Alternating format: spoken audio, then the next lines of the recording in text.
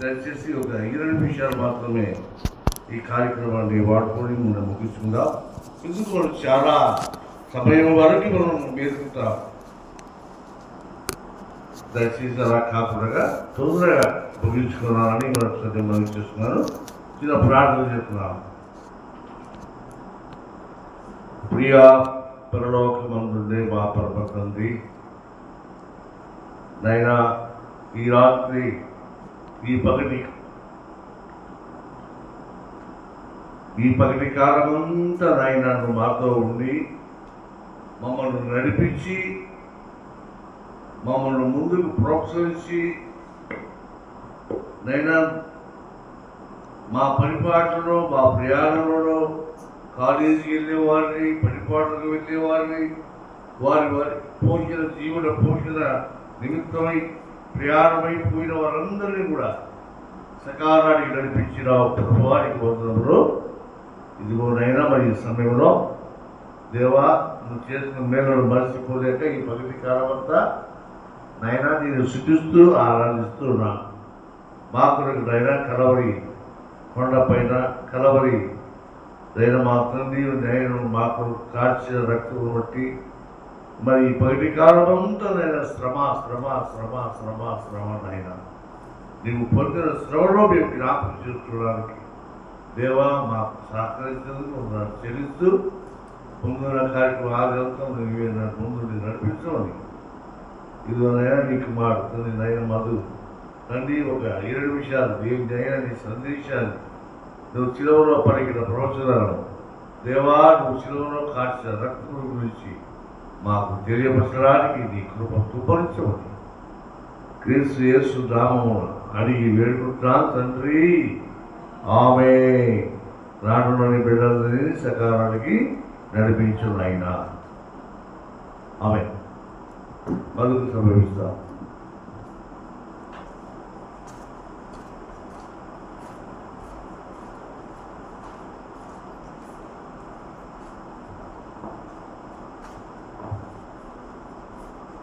దేవుని యొక్క నామమునకు మహిమ కలుగును గాక. కూడి వచ్చినటువంటి మీకు అందరికీ యేసుక్రీస్తు నామములో వందనములు తెలుపుకుంటున్నాను. ఈ యొక్క అవకాశాన్ని ఇచ్చినటువంటి దేవాది దేవునికి కృతజ్ఞతలు తెలియజేసుకుంటున్నాను. అదేవిధంగా ఈ అవకాశాన్ని ఇచ్చినందుకు అయ్యగారికి వందనములు తెలుపుకుంటున్నాను. మరి ఈరోజు ఒక చక్కని సందేశం మనము వినబోతున్నాం కనుక ఎక్కడ ఉన్నా కూడా ప్రతి ఒక్కరూ సిద్ధపడి త్వరగా తమ తమ పనులను ముగించుకొని దేవుని మందిరానికి రావాల్సిందిగా ప్రభు పేరిట మనవి చేస్తున్నాను. వాక్యము ఎటువంటిది అంటే ఖడ్గము వంటిది. వాక్యము ఖడ్గము వంటిది, అదేవిధంగా తేనె వంటిది, అదేవిధంగా సుత్తె వంటిది. ఇలా అనేక రకాలుగా వాక్యము ఉంది. అయితే వాక్యము ఖడ్గము వంటిది. ఎటువంటిది? వాక్యము ఖడ్గము వంటిది. దీని మీద మనము కొద్దిసేపు మాట్లాడుకుందాం. మరి మనం చూస్తే బైబిల్ గ్రంథంలో ఒక రాజు ఒక మంచి వ్యక్తిని హతం చేయించాడు. బైబిల్ గ్రంథంలో రాజు ఒక మంచి వ్యక్తిని హతం చేయించాడు. తన కుటుంబాన్ని విచ్ఛిన్నం చేసేసాడు. అలా చేసిన తర్వాత దేవుని ఉగ్రతను కొని తెచ్చుకున్నాడు. దేవుని ఉగ్రత అతని మీదికి వచ్చిన తర్వాత అతడు తిరిగి పశ్చాత్తాపం పొందాడు. ఆ రాజు ఎవరు అంటే, మనం గమనిస్తే బైబిల్ గ్రంథంలో సమూయేలు గ్రంథంలో ఆ రాజు ఉంటాడు. సమూయేలు గ్రంథంలో ఆ రాజు ఉంటాడు. ఆ రాజు పేరు దావీదు. ఈ యొక్క సమూయేలు గ్రంథాన్ని సమూయేలు అదేవిధంగా సొలొమోను రాశాడు. ఈ యొక్క సమూయేలు మరియు సొలొమోను ఈ యొక్క గ్రంథాన్ని రాశాడు. మనము దీన్ని చూసుకున్నట్లయితే ఈ యొక్క గ్రంథాన్ని క్రీస్తు పూర్వం 1010 సంవత్సరాల నుంచి 970 సంవత్సరాల మధ్యకాలంలో దీనిని రాశాడు. ఈ గ్రంథం ముఖ్యంగా ఏం చెప్తుంది అంటే, దావీదు ఇశ్రాయేలులపై దేవునికి ఇష్టుడైన రాజుగా అభిషేకింపబడుట. ఈ యొక్క సమూయేలు గ్రంథంలో దావీదు భక్తుడు, దావీదు అనేటటువంటి వ్యక్తి దేవుని ప్రజల మీద రాజుగా అభిషేకింపబడడానికి గుర్తుగా ఈ గ్రంథాన్ని రాశారనమాట. అయితే 2వ సమూయేలు గ్రంథం 12వ అధ్యాయం 1 నుంచి చదవండి. నేను చదువుతాను. కావున యెహోవా నాతానును దావీదు వద్దకు పంపెను. అతడు వచ్చి దావీదుతో ఇట్లనెను, ఒకానొక పట్టణమందు 2 మనుష్యులుండిరి. ఒకడు ఐశ్వర్యవంతుడు, ఒకడు దరిద్రుడు. ఐశ్వర్యవంతునికి విస్తారమైనటువంటి గొర్రెలను గొడ్లను కలిగెను. అయితే ఆ దరిద్రునికి తాను కొనుక్కొని ఒక చిన్న ఆడు గొర్రె పిల్ల తప్ప ఏది లేకపోయాను. వాడు దానిని పెంచుకొని చుండగా అది వాని యొద్దను వాని బిడ్డల యొద్దను ఉండి పెరిగి వాని చేతి ముద్దలు తినుచు వాని గిన్నెలోనిది త్రాగుచు వాని కౌగిట పండుకొనుచు వానికి కుమార్తె వలె ఉండును. అట్లుండగా మార్గస్థుడొకడు ఐశ్వర్యవంతుని యొద్దకు వచ్చెను. అతడు తన యొద్దకు వచ్చిన మార్గస్థునికి ఆయత్తము చేయుటకు తన గొర్రెలలో గాని గొడ్లలో గాని దేనిని ముట్టనులక ఆ దరిద్రుని గొర్రె పిల్లను పట్టుకొని తన యొద్దకు వచ్చిన వానికి ఆయత్తము చేసెను. దావీదు ఈ మాట విని ఆ మనుషుని మీద బగ్గా కోపించుకొని, యెహోవా జీవము తోడు, నిశ్చయముగా ఈ కార్యము చేసిన వాడు మరణపాత్రుడు. వాడు కనికరము లేక ఈ కార్యము చేసిన గనుక ఆ గొర్రె పిల్లకు ప్రతిగా 4 గొర్రె పిల్లలను ఇవ్వవలెనని నాతానుతో అనెను. ఏమన్నాడు ఇక్కడ? దావీదు ఒక పాపం చేసి కొన్ని సంవత్సరాలు గడిచిపోతుంది. సంవత్సరం కావచ్చు, 2 సంవత్సరాలు కావచ్చు. తాను చేసినటువంటి పాపము ఇతడు మర్చిపోయాడు. మర్చిపోయిన తర్వాత కొద్ది సంవత్సరాల తర్వాత దేవునికి జ్ఞాపకం వచ్చి ఒక ప్రవక్తను దావీదు దగ్గరకు పంపించాడు. అతని పేరు నాతాను. దావీదు యూదా దేశాన్ని పరిపాలన చేస్తూ ఉన్నప్పుడు నాతాను అనేటువంటి ప్రవక్త ఉన్నాడు. ఆ ప్రవక్తను దేవుడు వాడుకొని నాతాను ప్రవక్తను దావీదు యొక్క ఇంటికి పంపించాడు. ఇంటికి పంపించి దేవుడు ఇక్కడ నాతానుకు ఏ విధంగా చెప్తున్నాడు అంటే, నాతాను దావీదు దగ్గరికి వెళ్ళి ఈ విధంగా నువ్వు చెప్పు అంటున్నాడు. అన్న తర్వాత నాతాను ప్రవక్త దావీదు దగ్గరికి వెళ్ళి ఏ విధంగా చెప్తున్నాడు? తను చేసిన పాపాన్ని ఏ విధంగా చెప్తూ ఉన్నాడు అంటే, ఒక ఉపమాన రీతిగా దావీదుకు చెప్తూ ఉన్నాడు. ఏ విధంగా చెప్తున్నాడు? ఉపమాన రీతిగా దావీదుకు ప్రవక్త అయినటువంటి నాతాను తెలియజేస్తూ ఉన్నాడు. ఏమని తెలియజేస్తూ ఉన్నాడు? ఒక దరిద్రుడు ఉన్నాడు, ఒక ధనవంతుడు ఉన్నాడు, ఒక ఐశ్వర్యవంతుడు ఉన్నాడు, అదేవిధంగా ఒక గొర్రె పిల్ల ఉంది. చూడండి, మనం ఇక్కడ జాగ్రత్తగా గమనిస్తే అతడు వచ్చి దావీదుతో ఇట్లాను, ఒకానొక పట్టణమందు 2 మనుషులు ఉన్నారు. ఒక పట్టణంలో ఎంతమంది ఉన్నారు? 2 మనుషులు ఉన్నారు. జాగ్రత్తగా గమనించండి. 2 మనుషులు ఉన్నారు. తర్వాత ఒకడు ఐశ్వర్యవంతుడు, ఒకడు దరిద్రుడు. ఎవరంట? ఒకరు ఐశ్వర్యవంతుడు, ఒకరు ధనవంతుడు. తర్వాత ఐశ్వర్యవంతునికి విస్తారమైన గొర్రెలను గొడ్లను కలిగి ఉండెను. అయితే ఆ దరిద్రునికి తాను కొనుక్కొనిన ఒక చిన్న ఆడు గొర్రెపిల్ల తప్ప మరి ఏమీ లేకపోయాను. దరిద్రుడికి ఏమున్నాయంట? ఒకే ఒక ఆడ గొర్రెపిల్ల ఉందంట. ఎవరికి? దరిద్రునికి ఒకే ఒక ఆడ గొర్రెపిల్ల ఉందంట.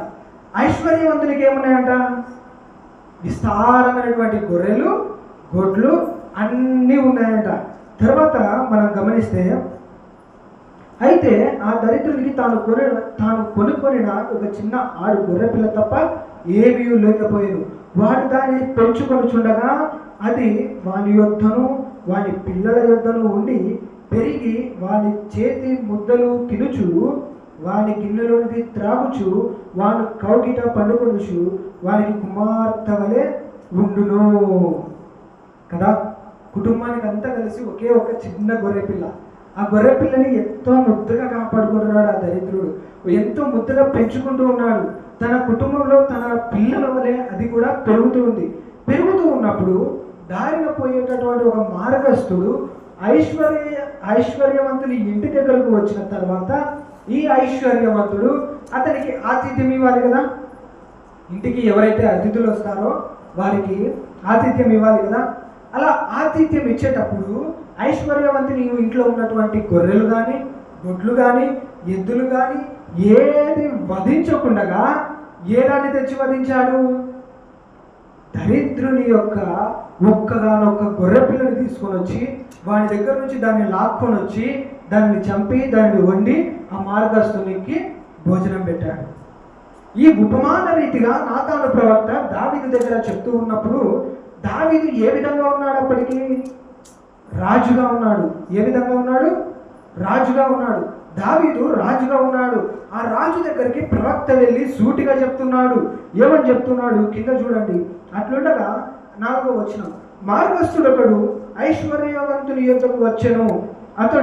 అతని యొద్దకు వచ్చిన మార్గస్థునికి ఆయత్తము చేయుటకు తన గొర్రె పిల్లలో గాని గొట్లలో గాని దేనిని ముట్టనొల్లక ఆ దరిద్రుని గొర్రె పిల్లను పట్టుకొని తన యొద్దకు వచ్చిన వానికి ఆయత్తము చేసెను. ఆ దరిద్రుని గొర్రె పిల్లను పట్టుకొని తన యొద్దకు వచ్చిన వానికి ఆయత్తము చేసెను. దావీదు ఈ మాట విని ఆ మనుష్యుని మీద బహుగా కోపించుకొని యెహోవా జీవముతోడు నిశ్చయముగా ఈ కార్యము చేసిన వాడు మరణానికి పాత్రుడు. నాతాను ప్రవక్త ఉపమాన రీతిగా ఈ విధంగా చెప్పిన తర్వాత దావీదు రాజు ఏమంటున్నాడు? యెహోవా జీవముతోడు ఈ కార్యము చేసిన వాడు నిశ్చయముగా మరణానికి పాత్రుడు. ఈ పాపం ఎవరైతే చేశారో వారు మరణానికి పాత్రుడు. వాడు కనికరము లేకుండా ఈ కార్యము చేసను గనుక ఆ గొర్రె పిల్లకు ప్రతిగా 4 గొర్రె పిల్లలను ఇవ్వవలెనని నాతానుతో అనెను. కారణం ఇక్కడ దరిద్రుడు ఎవరు? ఐశ్వర్యవంతుడు ఎవరు? గొర్రె పిల్ల ఎవరు అని మనం ఆలోచిస్తే దరిద్రుడు ఉరియా. ఐశ్వర్యవంతుడు ఎవరు? దావీదు. అదేవిధంగా మనం గమనిస్తే ఆ గొర్రె పిల్ల బెత్షెబా. ఎవరు? ఆ గొర్రె పిల్ల బెత్షెబా. చూడండి, ఊరియా ఒక చిన్న ఉద్యోగం చేస్తూ ఉన్నాడు. ఆర్మీలో, దేశ సేవలో, దేశ రక్షణలో చేస్తూ ఉన్నాడు. తన ఉద్యోగం చేస్తూ ఉన్నప్పుడు ఎంతో అద్భుతమైనటువంటి సేవ చేస్తూ ఉన్నాడు, ఉద్యోగం చేస్తూ ఉన్నాడు. దేశం పట్ల ప్రేమ కలిగిన వ్యక్తి, దేశం పట్ల మక్కువ కలిగినటువంటి వ్యక్తి. అటువంటి వ్యక్తిని దావీదు చంపించేశాడు. కారణం ఏంటి? ఎందుకు చంపాల్సి వచ్చింది? ఎందుకు ఈ కార్యం జరిగింది అని మనం చూస్తే ఇటుపక్క 11వ అధ్యాయం మనం చూస్తే వసంతకాలమున రాజులు యుద్ధములకు బయలుదేరు సమయమున దావీదు యోవాబును అతని వారిని ఇశ్రాయేలులందరినీ పంపగా వారు అమ్మోనీయులను సంహరించి రబ్బా పట్టణమును ముట్టడి వేసిరి.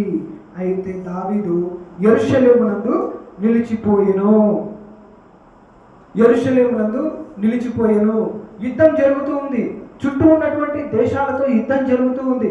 యుద్ధం జరుగుతూ ఉన్నప్పుడు దావీదు ఆ యొక్క ఏ పట్టణము? ఇశ్రాయేలులందరినీ పంపగా వారు అమ్మోనీయులను సంహరించి రబ్బా పట్టణమును ముట్టడి వేసిరి. ఇక్కడి వరకు దావీదు ఉన్నాడు. ఇక్కడ నుంచి దావీదు ఇంటి దగ్గర ఉన్నాడు.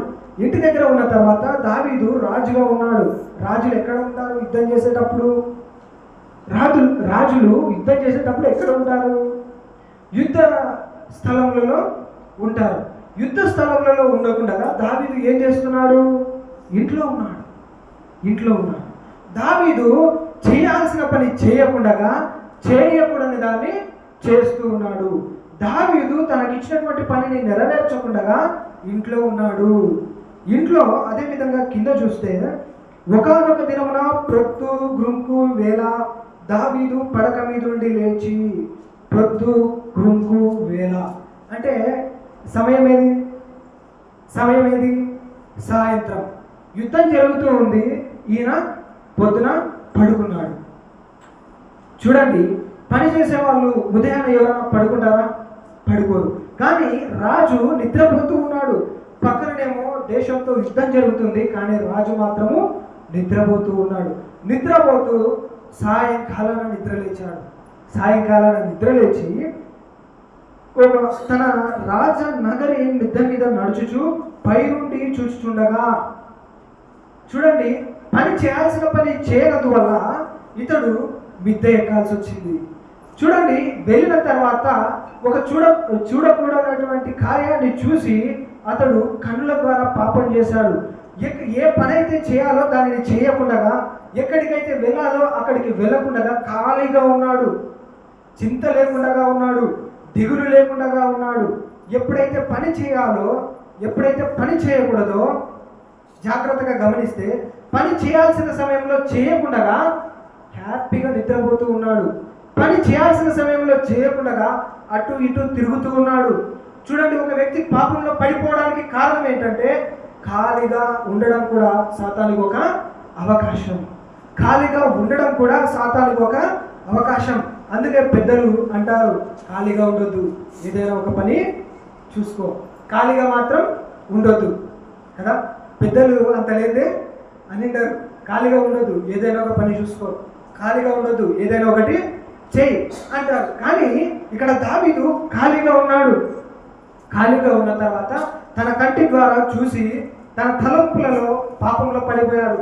పాపంలో పడిపోయిన తర్వాత ఆమెను ఇంటికి పిలిపించుకొని పాపం చేసిన తర్వాత ఇక ఆమె గర్భవతి అయింది. గర్భవతి అయిన తర్వాత ఇక్కడి నుంచి దావీదుకు శ్రమలు స్టార్ట్ అవుతాయి. ఇక్కడి నుంచి దావీదుకు శ్రమలు స్టార్ట్ అవుతాయి. ఆ బెత్షెబ ఇంటికి వెళ్ళిన తర్వాత, అయ్యా నేను గర్భవతినయ్యాను అని దావీదుకు ఒక సందేశం పంపుతుంది. పంపిన తర్వాత ఆ పాపాన్ని కప్పిపెట్టుకోవడానికి దావీదు చేసినటువంటి ఆలోచనలు చూడండి.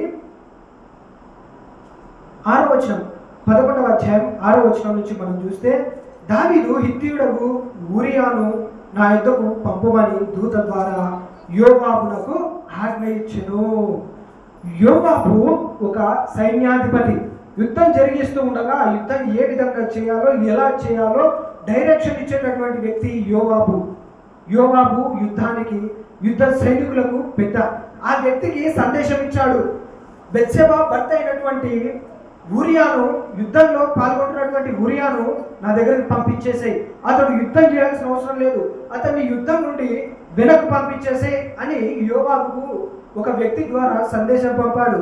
సందేశం పంపిన తర్వాత 7వ వచనం మనం చూస్తే, ఊరియా దావీదు వద్దకు రాగా దావీదు యోవాబు యోగక్షేమములను, జనుల యొక్క యోగక్షేమములను, యుద్ధ సమాచారములను అడిగాడు.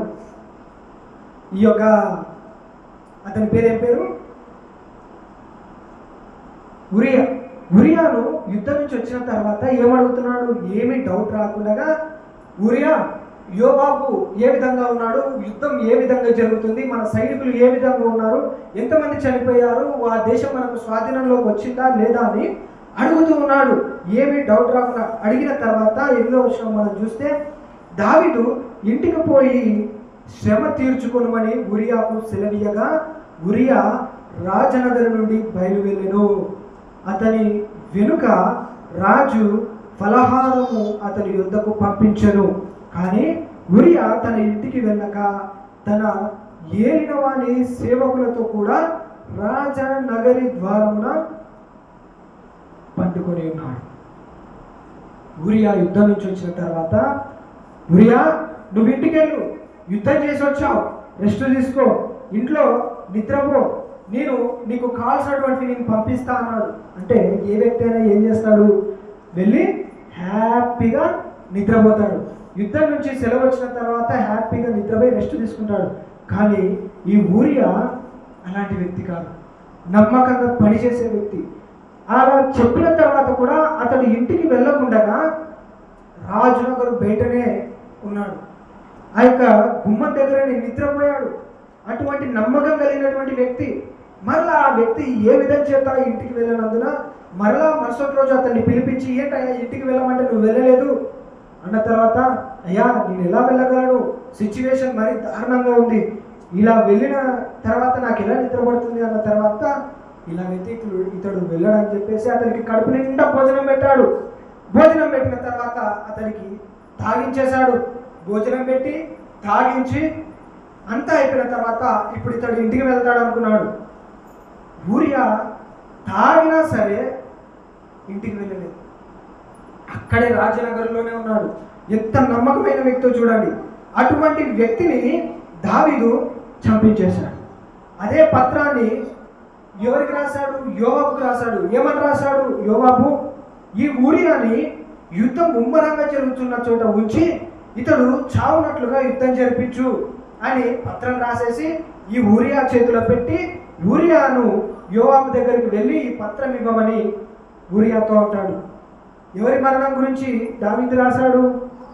ఊరియా మరణం గురించి యోవాబుకు తెలియజేశాడు. యుద్ధము ముమ్మరంగా జరుగుతున్న చోట ఈ యొక్క ఊరియాను ముందు వచ్చినప్పుడు ఇతడు చనిపోయే విధంగా యుద్ధం చేయండి అని సందేశం పంపుతాడు. పంపిన తర్వాత తన మరణ శాసనాన్ని తనే మోసుకొని వెళ్తాడు. ఎవరు? ఊరియా తన మరణ శాసనాన్ని తనే తీసుకొని వెళ్తాడు చేతిలో. వెళ్ళిన తర్వాత అతడు చూడొచ్చు కదా, కానీ నమ్మకమైన వ్యక్తి ఊరియా. అటువంటి వ్యక్తి వెళ్ళి యోబాబుకి ఇచ్చిన తర్వాత యోబాబు దాన్ని చదివి అతని ముందుంచి యుద్ధంలో అతన్ని చంపే విధంగా చేస్తాడు. ఇక్కడ ప్రవక్త అయినటువంటి నాతాను ఇతన్ని గురించి అంటున్నాడు. ప్రవక్త అయినటువంటి నాతాను ఉపమాన రీతిగా ఇతన్ని గురించి అంటున్నాడు. అయ్యా, ఒక దరిద్రుడున్నాడు, ఒక ఐశ్వర్యవంతుడున్నాడు. దరిద్రుడికి ఒకే ఒక గొర్రె పిల్ల ఉంది, ఐశ్వర్యవంతునికి గొర్రెలు గుడ్లు విస్తారంగా ఉన్నాయి. కానీ ఆ దరిద్రుడి యొక్క గొర్రె పిల్లను తెచ్చి వధించి ఆ మార్గస్థునికి వండి పెట్టాడు. ఇక్కడ ఎవరిది తప్పు? ఐశ్వర్యవంతునిది. ఈ మాట ఉపమాన రీతిగా నాతాను ప్రవక్త దావీదుకు చెప్పిన వెంటనే కోపం వచ్చేసింది. తాను చేసిన పాపాన్ని మర్చిపోయాడు. కోపం వచ్చిన తర్వాత అతడు నిశ్చయంగా మరణానికి పాత్రుడు అంటున్నాడు. ఆ మాట అనగానే నాతాను ప్రవక్త, ఓ దావీదు, ఎవరు అనుకుంటున్నావు? ఈ ఐశ్వర్యవంతుడు ఎవరు అనుకుంటున్నావు? నువ్వే. చావాల్సిన వాడివి నువ్వే. 4 గొర్రెలు ఇవ్వాల్సినటువంటి వాడివి నువ్వే. ఈ పాపం చేసిన వాడివి నువ్వే. చూడండి, దైవజనుడు సూటిగా చెప్తూ ఉన్నాడు. దైవజనుడు ముక్కు సూటిగా చెప్తూ ఉన్నాడు. తను చేసినటువంటి పాపాన్ని దైవజనుడు దేవుని ద్వారా తన ముందు ఉంచుతూ ఉన్నాడు. ఉంచినప్పుడు దావీదు తప్పు తెలుసుకున్నాడు. తప్పు తెలుసుకొని క్షమాపణ కోరుకున్నాడు. అయితే కింద మనం చూస్తే తాను దావీదు చేసినటువంటి పాపానికి ప్రతిఫలంగా తన మొదటి కుమారుడైనటువంటి బిడ్డ చనిపోయాడు. చూడండి, నాతాను ప్రవక్త సూటిగా, రాజునైనా సరే సూటిగా ప్రశ్నించాడు, నిలదీశాడు, చెప్పాడు. ఆ దరిద్రుడు, ఆ యొక్క ఐశ్వర్యవంతుడు నీవే, ఆ చావాల్సినటువంటి వాడివి నీవే, ఆ 4 గొర్రెలు ఇవ్వాల్సినటువంటి వాడివి నీవే అని నాతాను ప్రవక్త చెప్తూ ఉన్నాడు. ఈ రోజున మనమందరం కూడా మందిరానికి వస్తున్నటువంటి వారందరం కూడా, దేవుని మందిరానికి వస్తున్నటువంటి వారందరం వాక్యం బోధింపబడుతూ ఉన్నప్పుడు, వాక్యం సూటిగా మనకు వినబడుతూ ఉన్నప్పుడు, వాక్యం మన హృదయానికి గుచ్చుకుంటూ ఉన్నప్పుడు మనం సరిదిద్దుకోవాలి, మనము సరి చేసుకోవాలి. మన జీవితాన్ని, మన ప్రవర్తనను మనము సరి చేసుకోవాలి. లేదా వాక్యం సూటిగా చెప్తూ ఉన్నప్పుడు ఇతనేంది నా గురించి చెప్తున్నాడు, ఇతనేంది ఇంత సూటిగా చెప్తున్నాడు, ఇలా చెప్పకూడదు అని ఆలోచించకూడదు. ఈరోజు దేవుడు నాతోనే మాట్లాడుతున్నాడు, నా పాపాన్నే బయటపెడుతున్నాడు అని మనం అర్థం చేసుకొని మనల్ని మనము సరి చేసుకోవాలి, మనల్ని మనము సరిదిద్దుకోవాలి. అటు విధంగా ఉండాలి. దావీదు ఆ విషయం తెలిసిన తర్వాత నాతాను ప్రవక్త వచ్చి దావీదుకు చెప్పిన తర్వాత దావీదు పశ్చాత్తాపడ్డాడు. అయ్యా, ఈ పాపం చేసింది నేనే, నన్ను క్షమించు అని ప్రార్థన చేశాడు. పడ్డాడు. ఆ పాపం చేసిన తర్వాత పడిన తర్వాత అతడు 51వ కీర్తన రాస్తాడు. ఆ 51వ కీర్తన రాసింది ఈ యొక్క నాతాను ప్రవక్త వచ్చి చెప్పిన తర్వాత 51వ కీర్తన దావీదు రాస్తాడు. ఈ రోజున మనమందరం కూడా, వాక్యానికి వస్తున్నటువంటి మనమందరం కూడా, వాక్యము సూటిగా ఖడ్గం వంటిది, సుత్తె వంటిది. ఎవరితో ఏ విధంగా ఎప్పుడు మాట్లాడుతుందో తెలియదు. వాక్యము దేవుడైనటువంటి ఆ యొక్క వాక్య రూపంలో ఉన్నటువంటి దేవుడు ప్రవక్త ద్వారా నాతాను ప్రవక్త ద్వారా దావీదుతో సూటిగా మాట్లాడాడు. అదే దేవుడు ఇప్పుడు కూడా మనతో కూడా సూటిగా మాట్లాడగలడు. మాట్లాడే దేవుడు మన దేవుడు. మన పాపాన్ని ఎత్తి చూపించే దేవుడు మన దేవుడు. ఈ రోజున ఈ సంఘాలలో చర్చిలలో వాక్యం వినబడుతుండగా ఒకవేళ సూటిగా స్పష్టంగా కనుక మనకే ఆ వాక్యం ఉన్నట్లయితే కనుక సరి చేసుకోవాలి. ఒకవేళ మన హృదయంతో దేవుడు నాతోనే మాట్లాడుతున్నాడు, నా గురించే చెప్తున్నాడు అని కనుక ఆలోచన వస్తున్నట్లయితే కనుక మనము తప్పులు ఒప్పుకోవాలి, సరి చేసుకోవాలి. అది దావీదు భక్తుని ద్వారా మనము తెలుసుకోగలుగుతున్నాం. నేను ఒక చర్చికి వెళ్ళినప్పుడు, ఒక చర్చిలో వెళ్ళినప్పుడు ఒక పాస్టర్ గారు ఏమన్నాడంటే నేను వాక్యం చెప్పిన ఆ చర్చిలో వాక్యం చెప్పిన తర్వాత, వాక్యం అయిపోయిన తర్వాత వేరే వాళ్ళ ఇంట్లో భోజనానికి వెళ్ళినప్పుడు, ఆ వాక్యం అయిపోయిన తర్వాత వేరే వాళ్ళ ఇంట్లో భోజనానికి వెళ్ళినప్పుడు అక్కడ నేనేమని అడిగా అంటే, సార్ వాక్యం ఏ విధంగా ఉంది సార్, నేను ఎలా చెప్పాను సార్ వాక్యము అని అడిగిన తర్వాత ఆయన అన్నాడు, నువ్వంత విమర్శించుకుంటూనే చెప్తావు వాక్యము అన్నాడు, నువ్వంత విరోధంగానే చెప్తావు వాక్యము అన్నాడు, నువ్వు ఎక్కువ విమర్శించుకుంటూనే చెప్తావు అన్నాడు. అన్న తర్వాత పక్కన ఇంకొక పాస్టర్ ఉన్నాడు. చూడండి, మళ్ళీ అడిగా నేను ఆయన, సరే సార్ వాక్యం ఏ విధంగా చెప్పాలి అని అడిగిన తర్వాత ఎవరిని టచ్ చేయకుండా వెళ్ళాలి, ఎవరిని విమర్శించకుండా వెళ్ళాలి, ఎవరిని టార్గెట్ చేసి వెళ్ళకూడదు. వాక్యం ఎవరిని టచ్ కాకుండా చెప్పుకుంటూ వెళ్ళాలి, ఆశీర్వాదాల గురించి చెప్పుకుంటూ వెళ్ళాలి, ఎవరికి నొప్పించకుండా చెప్పాలి అన్నాడు. ఇంకా చూసుకోండి, పక్కన ఉన్నటువంటి ఇంకో పాస్టర్ అడిగా. ఈయన వెళ్ళిన తర్వాత, సార్ ఇలా అంటున్నాడు ఇంతేనా అన్న. ఆయన అనేది నిన్ను కాదు బాబు, నన్ను అన్నాడు. అంటే అతనికి చెప్పలేక నా ద్వారా అంటున్నాడు. అయితే ఇంకా అయిపోయినప్పటికీ ఆలోచించాను, దేవుడు చెప్పింది మనం చెప్పాలి, అంతేగాని ఏ ఒక్కరికి ఉద్దేశపూర్వకంగా వాక్యాన్ని చెప్పకూడదు అని ఆ రోజు నేను అర్థం చేసుకున్నా. దేవుడు ఏదైతే చెప్పమంటాడో అదే మనము చెప్పాలి, ప్రజలకు ఏదైతే కావాలో అదే మనము చెప్పాలి అని ఆ రోజు నేను డిసైడ్ చేసుకున్నా. తర్వాత వారు హట్ అయ్యేది హట్ అవ్వనిది తర్వాత విషయం. దేవుడు ఏదైతే చెప్పమంటాడో అదే మనము చెప్పాలి. బైబిల్ గ్రంథంలో ఉంది కదా, ఇందులో తీసివేసిన కలిపిన ఈ బైబిల్ గ్రంథంలో ఉన్న ప్రతి రోగములు కూడా, ఉగ్రత కూడా అతని మీదికి వస్తాయి. కాబట్టి బైబిల్లో ఏది ఉందో, ఏ విధంగా చెప్పమన్నాడో అదే విధంగా చెప్పాలని నేను డిసైడ్ అయ్యా.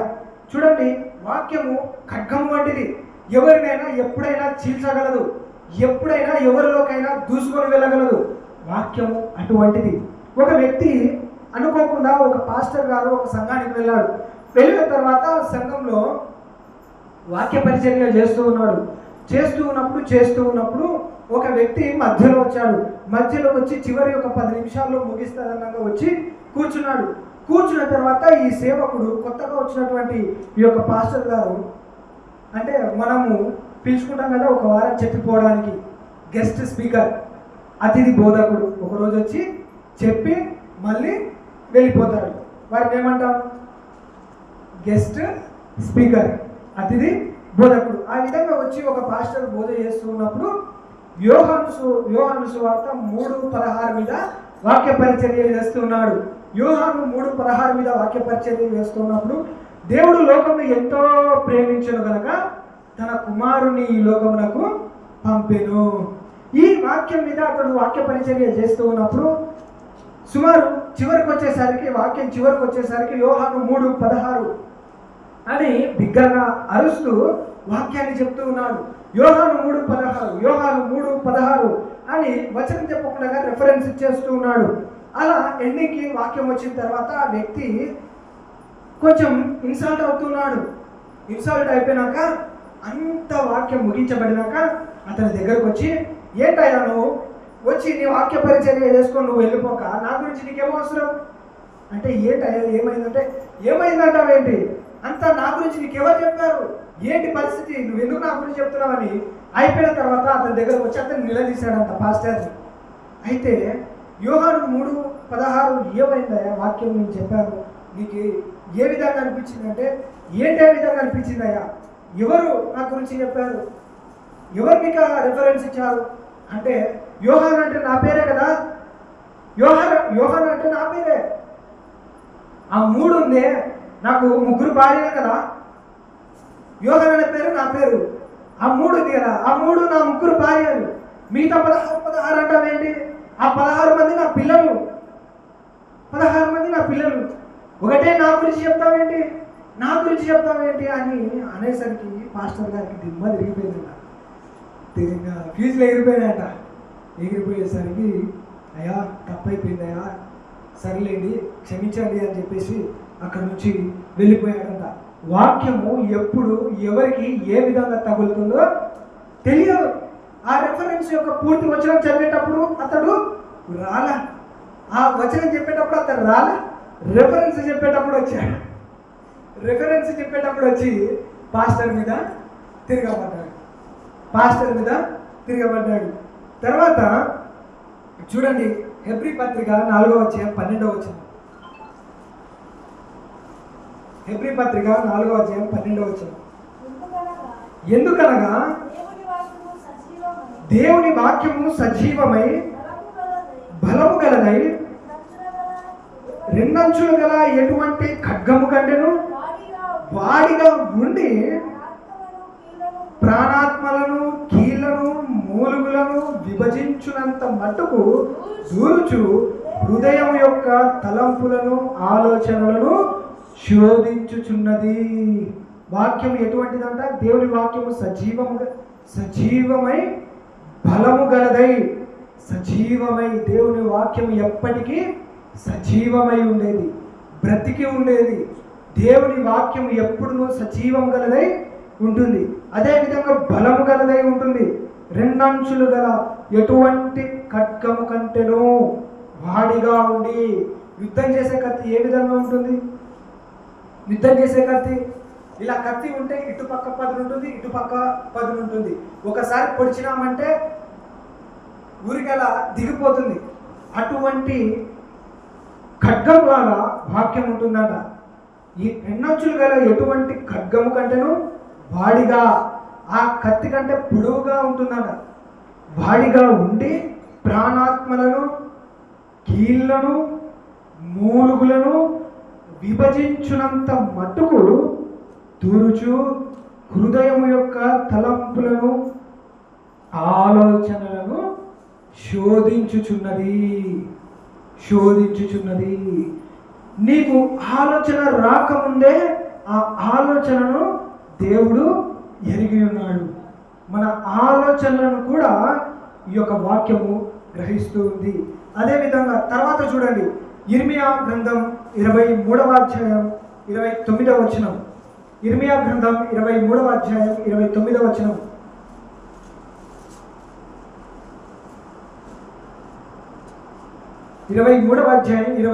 వచనం. నా మాట అగ్ని వంటిది కాదా, బద్దలు చేయు సుత్తె వంటి బండను బద్దలు చేయు సుత్తె వంటిది కాదా. నా మాట అగ్ని వంటిది కాదా, బండను బద్దలు చేయు సుత్తె వంటిది కాదా. చూడండి, దేవుని మాట ఎటువంటిదంట, అగ్ని వంటిదంట. దేవుని మాట అగ్ని వంటిది, సుత్తె వంటిది.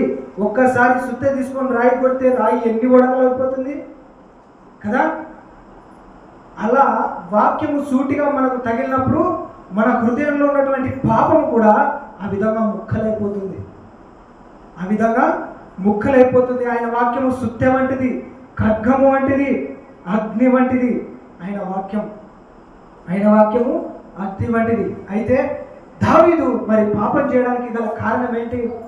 తను చేయాల్సిన సమయంలో చేయాల్సిన పనిని చేయకుండా ఖాళీగా ఉండడం, తర్వాత తన చూపుల ద్వారా తన కన్ను ద్వారా పాపం చేశాడు.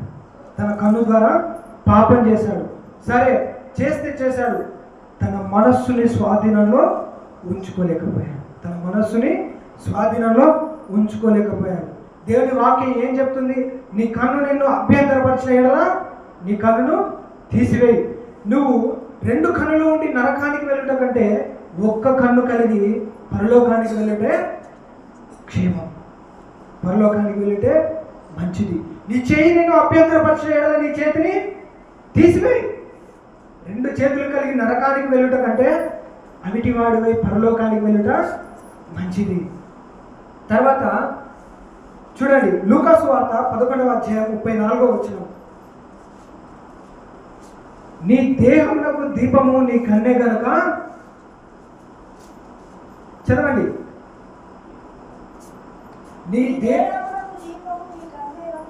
నీ కన్నే గనుక, నీ కన్ను తేటగా ఉంటే నీ దేహమంతయు వెలుగుమయమై ఉండును. అది చెడినదైతే నీ దేహమును చీకటిమయమై ఉండును. చూడండి, మన దేహానికి దీపం ఏది? కన్ను. కన్ను కన్ను మనం ఏది చూస్తామో దాని గురించి ఆలోచిస్తాం. దేని గురించి ఆలోచిస్తామో దానిని చేయాలనుకుంటాం. దేనినైతే చేయాలనుకుంటామో దానిని చేసిన తర్వాత దానికి బానిస అవుతాం. దేనినైతే చేస్తున్నామో దానికి బానిస అవుతాం. దేనికైతే బానిస అవుతామో దానికి బందీలం అవుతాం. దేనికైతే బందీలం అవుతామో అది మనల్ని ఏలుతుంది. అది మనల్ని ఏలుతుంది. మనం చూసే వాటి మీద జాగ్రత్తగా ఉండాలి. మనం దేనినైతే చూస్తున్నామో దానిని అది మంచిదా చెడా ఒకసారి ఆలోచించాలి. నీ దేహమునకు దీపము నీ కన్నే గనక, నీ కన్ను తేటగా ఉంటే నీ దేహమంతయు వెలుగుమయమై ఉండును. ఆ రోజున దావీదుకు దేవుడు ప్రవక్త ద్వారా సూటిగా తెలియజేశాడు. ఈ రోజున సంఘాల ద్వారా, కాపర్ల ద్వారా విశ్వాసులకు దేవుడు సూటిగా తెలియజేస్తున్నాడు. అలా తెలియజేసినప్పుడు మనమందరం కూడా సరి చేసుకోవాలి. అలా తెలియజేసినప్పుడు మనమందరం కూడా సరి చేసుకోవాలి. తర్వాత మన మనస్సును మన స్వాధీనంలో ఉంచుకోవాలి. వాక్యం ఉంది కదా, ఏమనంది? ఒక వాక్యం ఉంది చూడండి, పట్టణమును పట్టుకుని వాడికంటే తన మనస్సును స్వాధీనపరచుకున్నవాడు శ్రేష్ఠుడు. తన మనస్సును స్వాధీనపరచుకున్నవాడు శ్రేష్ఠుడు. ఈ రోజున మనం ఏం చూస్తున్నాం? మనం దేని గురించి ఆలోచిస్తున్నాం? మనము దేనిని చేస్తూ ఉన్నాం? ఒకసారి ఆలోచించండి. దేవుని చిత్తానుసారంగా జీవిస్తున్నామా? మంచి ఆలోచనలు మనం ఆలోచిస్తున్నామా? చెడ్డ ఆలోచనలు మనం ఆలోచిస్తున్నామా? ఒకసారి ఆలోచించండి. ఇదే శోధన దావీదుకు వచ్చింది. ఇదే శోధన యోసేపుకు వచ్చింది. దావీదు ఒక ఎలుగుబంటిని చంపినవాడు, ఒక సింహాన్ని చంపినవాడు, గొల్లియాతును చంపినవాడు, ఎన్నో యుద్ధాలు చేసినవాడు, దేవుడు అభిషేకించినవాడు. ఎలా పాపంలో పడిపోయాడు? యోసేపుకు ఈ శోధన వచ్చింది. అయితే యోసేపు బానిసత్వంలో ఉన్నా కూడా తన పని కలిగి ఉన్నాడు. ఫరో రాజనగరు మీద మొత్తం అధికారాన్ని కలిగి ఉన్నాడు. రాబోతున్నటువంటి 7 సంవత్సరాల కరువును ఉన్నటువంటి 7 సంవత్సరాల సమృద్ధిలో ఎలా పండించాలి అనే దాని మీద ధ్యాస కలిగి, దృష్టి కలిగి, పని కలిగి ఉన్నాడు. కానీ దావీదుకు కూడా ఇదే శోధన వచ్చింది. కానీ దావీదు ఎలా పడిపోయాడు? తాను చేస్తున్నటువంటి పని చేయకుండా ఖాళీగా ఉన్నాడు. కాబట్టి తన హృదయాన్ని తన ఆధీనంలో ఉంచుకోలేకపోయాడు. దావీదు పడిపోయాడు, యోసేపు పడిపోలేదు.